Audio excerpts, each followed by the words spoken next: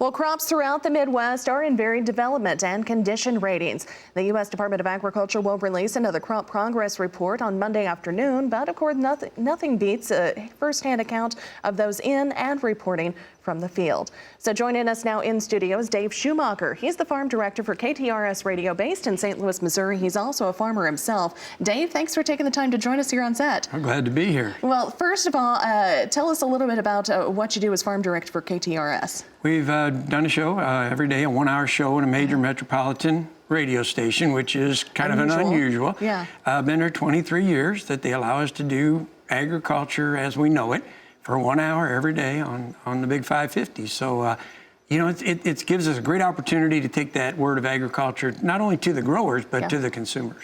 Well, tell us now, as far as from the other side of your job that keeps your hands dirty, so to speak, tell us what's going on in the field. Well, we help a little bit with the Beal operation there at home. We are located about, just for geographics, 20 miles east of the Mississippi River in Illinois. Okay.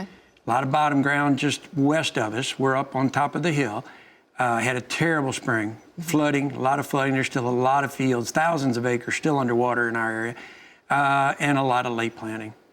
So what are the conditions that you saw? Because you took the road, you had some windshield time to come to Nashville.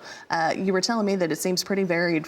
Things in Tennessee, not so bad right now. Right. As we came south out of St. Louis down through southern Illinois, there's a lot of varying corn, everywhere from washed out, drowned out corn up to 2 feet tall corn, all in the same 5-acre field. Yeah. Then we saw a little better corn, maybe knee-high, a little better, deep in southern Illinois. And then as we came into Kentucky and Tennessee, much better corn. Your corn down in this part of the world, you've got corn tasseling, you've got corn setting ears.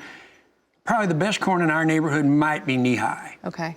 Yeah. And I know that somebody sent us a couple pictures that we were able to share, that you shared with us. What's the story on those photos? Those are just typical fields. Okay.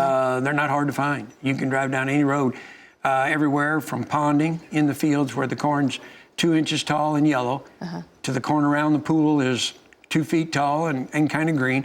A lot of side dressing going on, re-side dressing, which is something that we've not ever done much of, simply because all that moisture and rain leached the anhydrous out of the ground.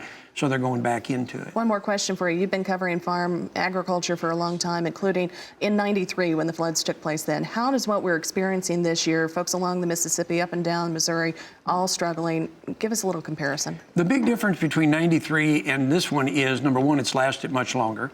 Number two, the rain was all north of us in '93, and the water just flooded out over the levees in our area. So the ground, high ground, wasn't wet. But this year, we're wet on the top, we're wet in the bottoms, we're wet down in the bottoms. Yeah. There's water everywhere. It's just, it's in bad shape. A tough year. We'll see how things continue to develop. Well, thank you very much for taking the time to sit down with us. Good to be here. Our friend Dave Schumacher, of course, he's the farm director for KTRS Radio in St. Louis, Missouri, joining us here in studio today.